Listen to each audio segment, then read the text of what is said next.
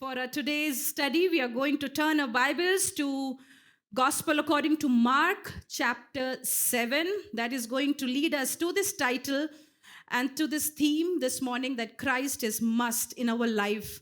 It is how important that when Christ comes into our life, things change. When in this Christmas, we make sure that Christ is there the focus and the center of our celebration, we will notice, we will realize that when people invites him in their lives, things change. And that is what happened with one of the men in the Bible. We find that this man was, he just came across Jesus and his life changed because Christ is must in our lives. Let's turn to Mark chapter 7, verses 31 to 37. Here it says, Then Jesus left the vicinity of Tyre and went through Sidon down to the Sea of Galilee into the region of Decapolis. There some people brought him a man who was deaf and could hardly talk. They begged him to place his hand on the man. After he took him aside, away from the crowd, Jesus put his finger into the man's ear. Then he spat, touched the man's tongue. He looked up to heaven and with a deep sigh said to him, Ephatas, which means be opened. At that, the man's ears were opened. His tongue was loosened and he began to speak plainly. Jesus commanded them not to tell anyone, but the more he did so, the more they kept talking about it. People were overwhelmed with amazement. He has done everything well. That is what people responded. They said, he even makes the deaf hear and the mute speak. May the Lord bless the hearing and the reading of the word. And here in Mark chapter 7, verses 31 to 37, we see that Jesus is bringing a new age in the plan of God of salvation. I mean, there was a plan that the Lord had, and he's bringing that plan which his father had set for him in this story that we just read. And we will just get into it and we will try to understand what the Lord has to speak to us and how the Lord has blessed his life.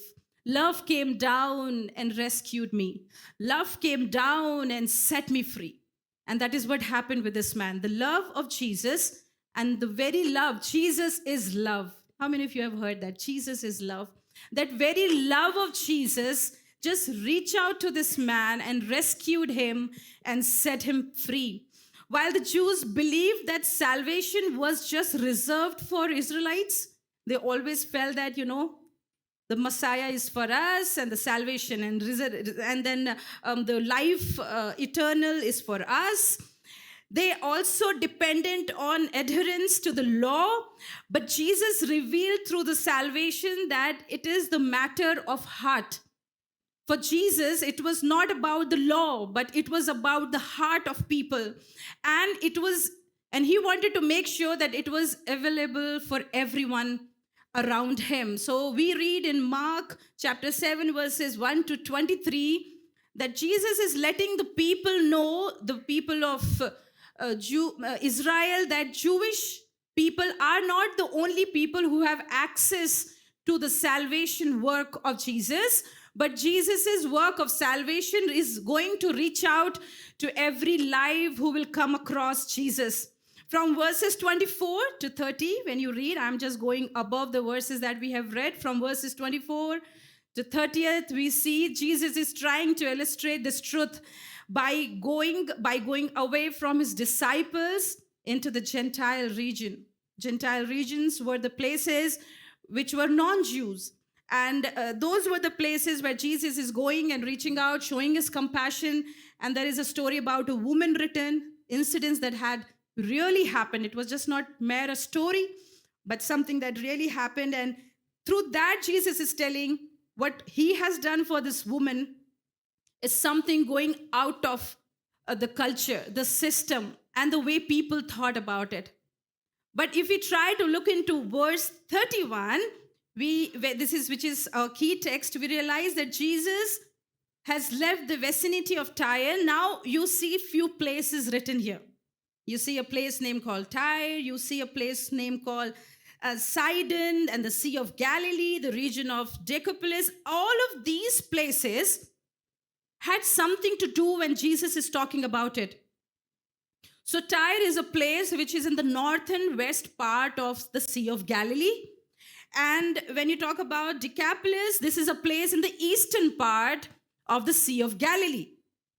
So I was just wondering if we had a map to just find out how it looked, it really connected with each other. Jesus was very intentional when he's reaching out to all of these places.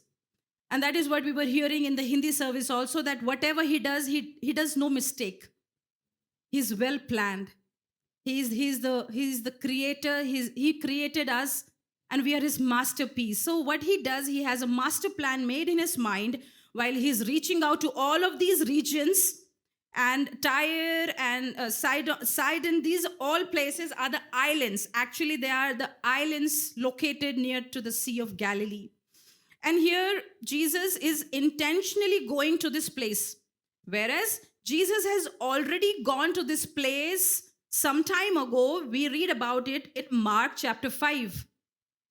There, one more time, Jesus had been there, but somehow he's been led to this place once again. See, we cannot just think that if Jesus has done something previously, he cannot do it again. If he has done it before, he can do it again. So, but we need to wait. We need to know that he will make his way and nobody can stop him. So Jesus is being placed not just with the Jews, but now he's reaching out to the non-Jewish region of that place, particular place, letting the people know that he's not just made for his own people, but his ministry is very global. And that is what we are all called to be. Many times we confine ourselves with our own people. If God calls us for a calling, if God says you have to do this, for me, for my name's sake, what we do is we want to be in a comfortable zone. We want to just do the ministry where we can. And so Jesus is just trying to tell to the people that I'm not going to be with my own people. I'm going to take a step forward to go to the places which are unreached, places where the name of Jesus is unheard, where his miracles were not seen. And so he's going out and launching kind of a global movement. That's what we try to see here. And so verse 32, here comes the story. There some people brought to him a man who was deaf and could hardly talk. They begged him to place his hand on the man.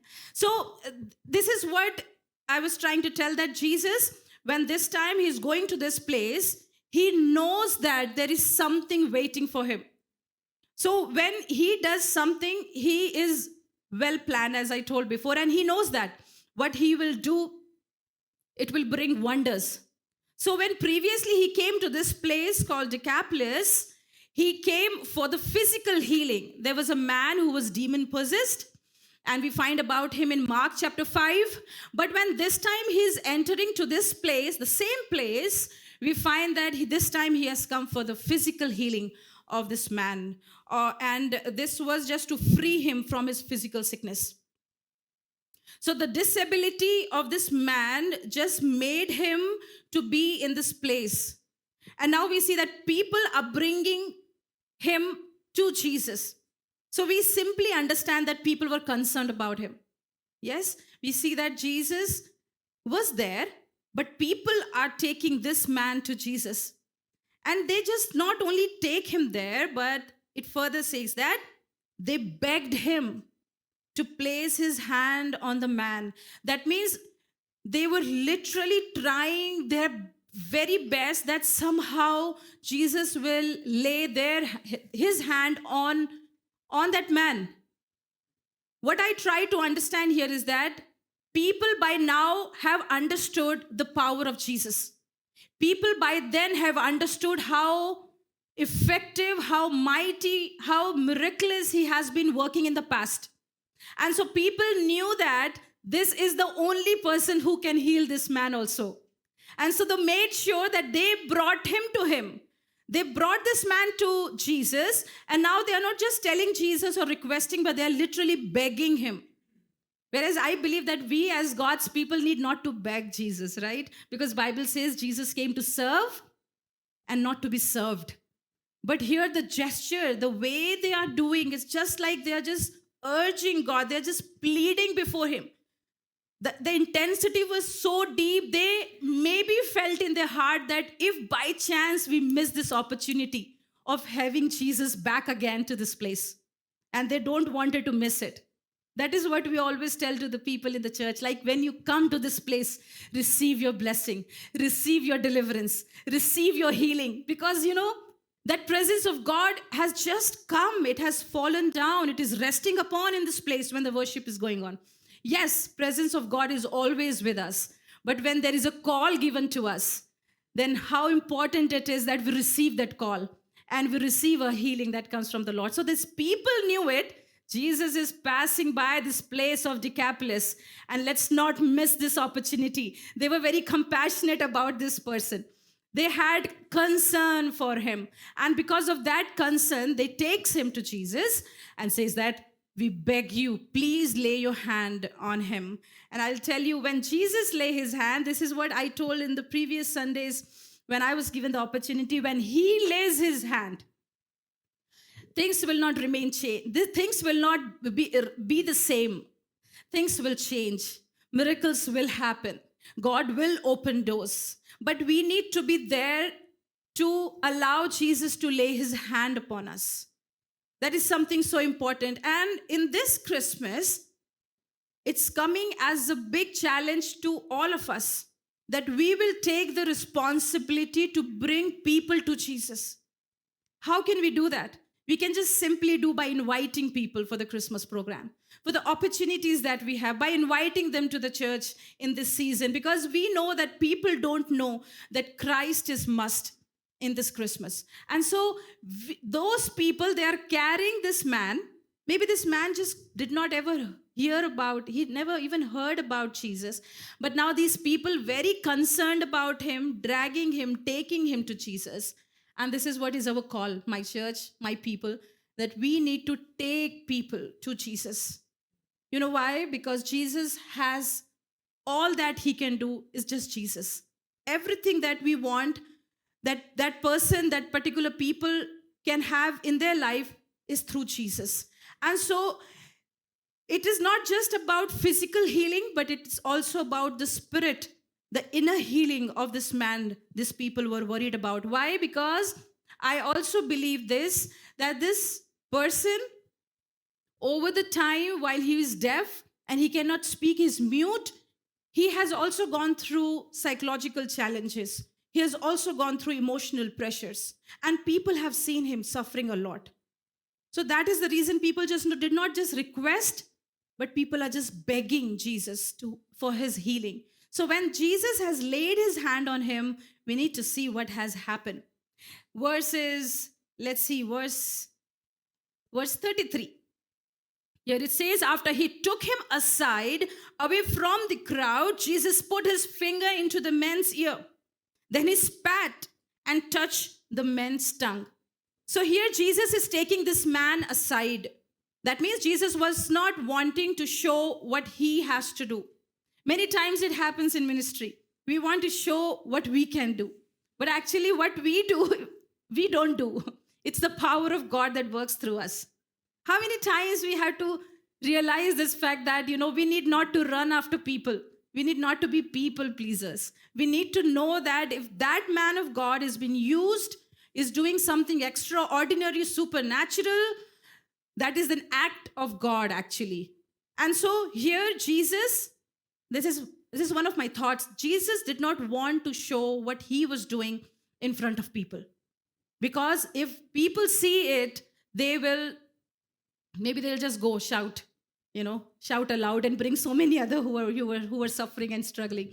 And so Jesus took him aside, away from the crowd. This would also have made him feel very special. Because when there is generally a prayer happens, and when you especially go and make prayers for your own self, you feel special, right?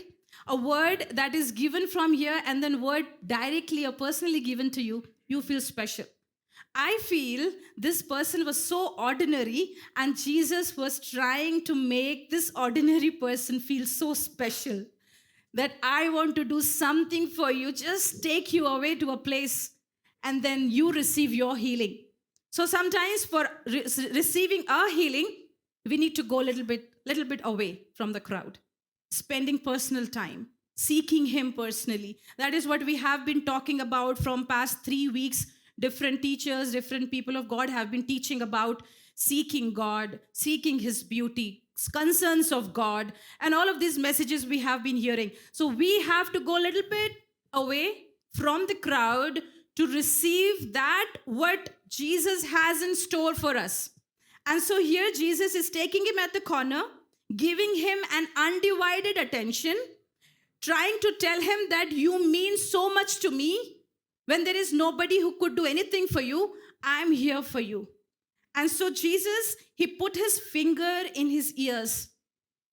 That was the use of a sign language, actually, because if Jesus said that I heal you, he can't hear.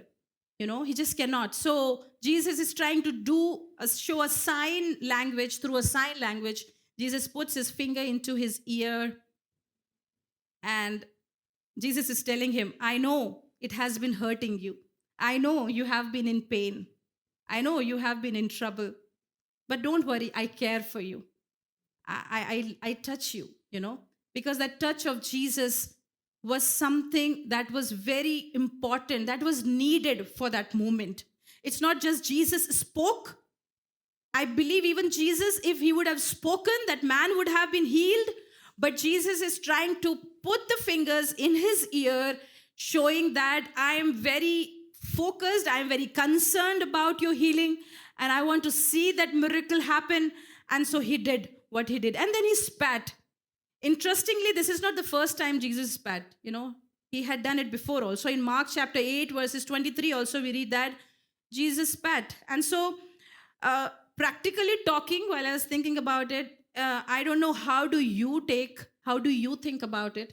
Especially after we have gone through a COVID season. People want to keep themselves away from everything that can cause germs and that can cause infections and all of it. But here Jesus is doing something that is, for today's world, I don't know how people accept it. But in those days, in ancient world, spat or saliva was considered to be medically proven. It was something that people did as a healing balm, used it as a healing balm. And so Jesus is using something which did not cost anything, because he was born. When we think just the very thought of his birth, we realize that he was born with such a simplicity. He would have asked for some leaves or something, but he's trying to show that very power that he held always in his being. He's using it to show that healing that Jesus wanted to give him. And I don't know how many of you have done that. Ever there was a need and then you did like this and you rubbed. I don't know. I have done it, honestly, to confess. Even to a point that once we were going in the car and Jaden did some coloring and he had the sketch. And we were going, and I don't wanted to show that his hands were not washed. And I just took the handkerchief, did like that, and I'm just rubbing. So he's looking at me. He doesn't want to look at his hand. He wants, Mama, it's gross. So these days he has picked up this word. For anything that he doesn't find comfortable, he's telling, Mama, gross. So I told, no, it is not. It's good. It's not gross. It's good. So I did do this, but while I was studying this passage, I said, how practical it is for us to just understand that there are times even now that when something happens, or if you have a cut, what do you end up doing? You just put in your mouth to stop that blood, or something goes wrong. And this is not something that you have not done. If you have not done, then good. But if somebody of you can recollect some memories like that, then you can relate with what Jesus did here. Because Jesus spat and touched his tongue. So he was doing something not out of disrespect for this man, but it was something to let him know that he's trying to be intimate to what he's doing. We would never do it with any outside person. I would never go and clean anybody's like this, or won't even touch anybody with my saliva. But here, Jesus is trying to tell this man that I'm taking you to a corner and making you feel special, and now I'm using something that is my own and trying to touch you with my own saliva, just trying to just tell that I have that intimate relationship with you and that closeness that Jesus had for him. Verses 34, what we read here. He looked up to heaven and with a deep sigh said to him, Ephphatha, which means be open. And here, while Jesus is looking up to the sky, this was Jesus's gesture of prayer. Usually it happens with us also. When we want to pray to God, what do? We lift our head, we lift our eyes to heavens. And so here Jesus is looking to God, trying to tell him that I draw my strength, I draw my power through you. And this is what he was trying to reveal to that man, that it does not just come from me alone, but it is Father who is with me. It is Father who is giving me that power. And that power was released out of him. So his Father in heaven is the one who gives him the ability to do everything. And there was a deep sigh. Sigh means, in Greek translation, it says a groan, a mourn. And that means he was so pained. He was so hurt to see what that man was going through. Maybe that video that we saw could not tell exactly what it was. We saw that video in the Hindi service. Maybe it could not tell us what that man looked like. But this was the very first time in the Gospels, in all the 4 Gospels, this was the very first time this word sigh is recorded for Jesus. He was so much pain. He had such a grief in his heart. And he was groaning and crying out to God, his Father, asking his strength and power. And so he knew the condition of man, and he knew the condition of his body. And so he knew how to do and what to do for this man. The same word sigh, if you want to understand, and the meaning and the sense of that word, we can find in Romans chapter 8, verses 26. There it says, the Spirit helps us in our weakness. We do not know what we ought to pray for, but the Spirit himself intercedes for us through wordless groans. So the Spirit of God groans and grieves for your pain and for my pain, just as Jesus was groaning for his pain. So here, this is what the Spirit of the Lord gives us. You cannot just pray for anybody like that. When you have burden of God in you, when the Spirit of the Lord moves your heart, you can just not imagine at times you're just crying for that person. Your heart is so broken to see. How it happens? It just happens through the Spirit of God, because you feel that what Jesus felt for this man. And Jesus uses a word called Ephphatha. It was an Aramaic word, rarely used, and Mark is trying to bring this word. It's very interesting to note that Mark made sure that in his Gospels he's recording an Aramaic word that called Ephphatha, which beautifully says, be opened. I mean, that 2-word prayer from Jesus was enough for that man. And I tell you, 1 word of Jesus is enough to change the situations of people, to just work in our extreme circumstances. That 1 word of Jesus was enough to just change his world upside down. And so here, that 1 word, Ephphatha, when Jesus said, be opened, the meaning of that word, he was just trying to say, and he was just trying to speak that word, be opened, with such a power, which In Greek translation, when I was doing exegesis of it, then I was realizing that the Greek translation of this word, when Jesus says, be opened with a deep sigh, Jesus is trying to tell that the same power was released out of him, that power that we see in Genesis chapter 1.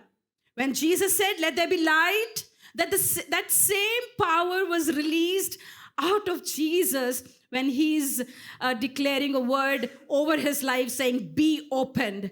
And so when there was no light, God said, let there be light. And the light exploded out of nothing in darkness. Suddenly light came. And that same power of Jesus came out of his mouth when he said to Lazarus, who was dead in the tomb, Lazarus, come forth. And the tomb burst forth with life.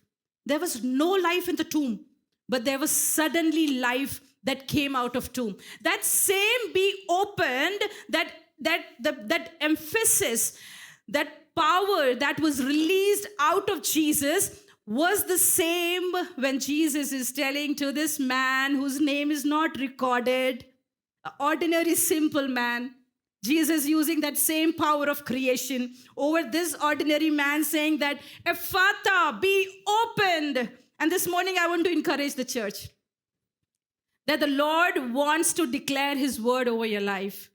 He wants to use the same creative power that he used in Genesis over your life. Things that have not been created, things look like dead. When Jesus say over you, over your situations, Ephata, be open from everything that has been closed down. Jesus will open the doors of blessing, open the doors of miracle, open the doors that have been locked, and the enemy has locked the door and he has thrown the key in the sea. Looks like that. Can you imagine? That is the way. Let it be whatsoever, situation be howsoever. I'll tell you, Jesus holds the key of heaven and earth. He holds the key. He has the authority to unlock you, to open you, to unseal you, unlash you. That is what the power of Jesus does. And so something very important that we can see here is that when Jesus is working for this man, Jesus is working being human. He's not God. Here right now, he's God. Jesus is fully God and fully man. But right now, Jesus is reaching out to this person being human so that he can do something very practical, using his finger in his ears, using his saliva to touch his tongue. So he's being in his level. And so Jesus is the one who is the incarnated God, became flesh and dwelt among us. So when this man is experiencing the healing power of Jesus, he is not experiencing something happening. A voice came from heaven, not like supernatural, something that is not seen. Supernatural, yes, but something that is not seen, that we see in Genesis.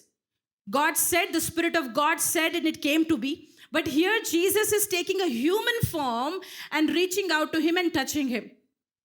And so this Christmas reminds us that Jesus was the Son of God, incarnated and dwelt among us. Philippians chapter 2, verses 5 onwards, and we read all of it, that Jesus took the very nature of men and very nature of God and came into human likeness.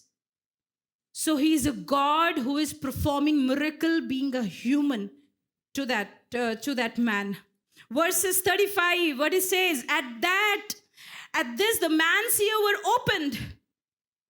That is what we wanted to know, what Jesus' touch can do.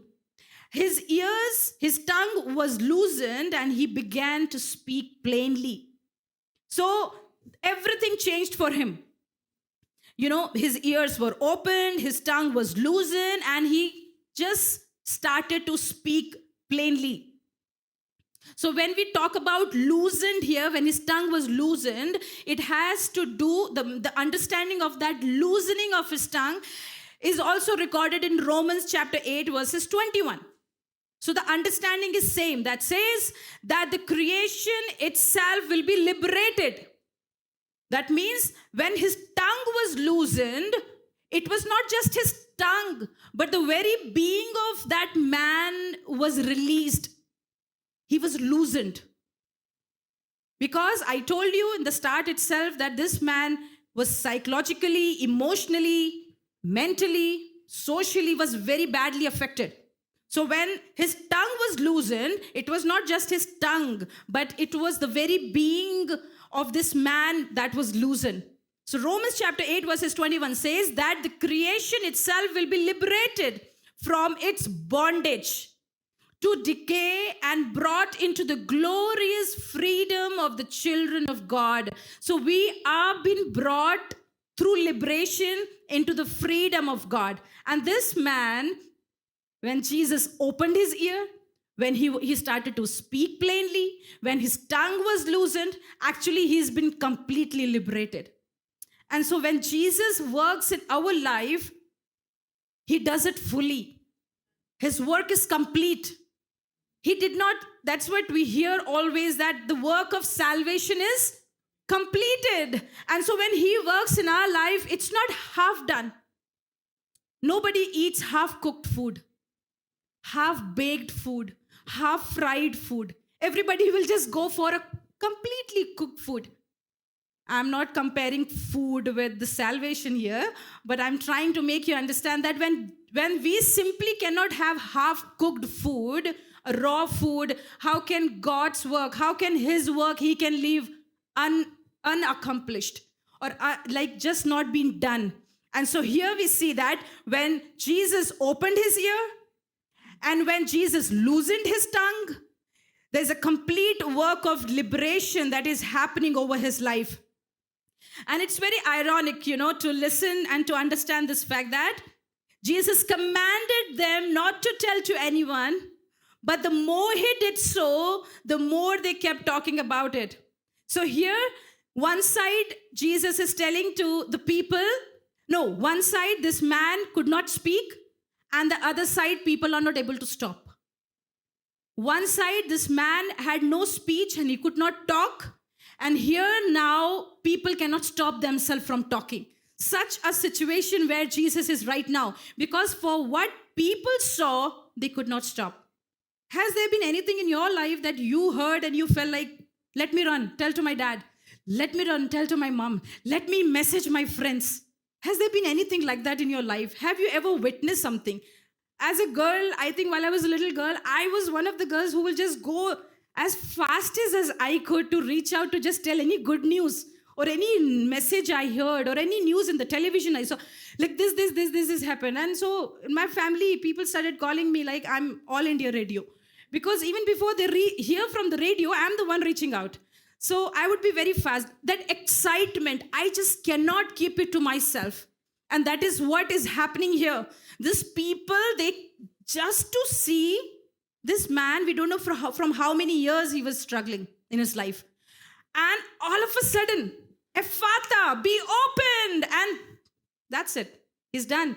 He's healed. He's open. He's loosened. He's healed. He's freed. He's liberated.